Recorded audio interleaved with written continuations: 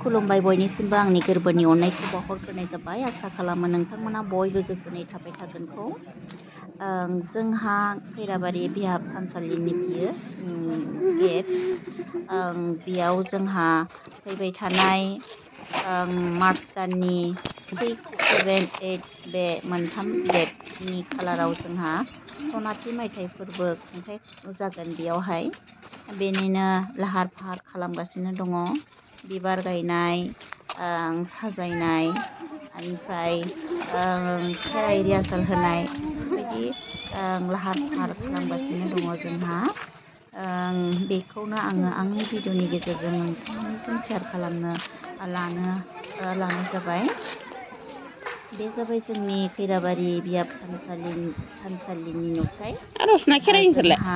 आर'ज ओइयावसो लायो आर'जखौ। ओइ बे थिंनि न'आ खेराइनि रिहार्सेल होनायनि मोनसे भिडिअखौ आङो नोंथांमोननिसिम ओइ जोंनि गामिनिफ्रा फैबाय।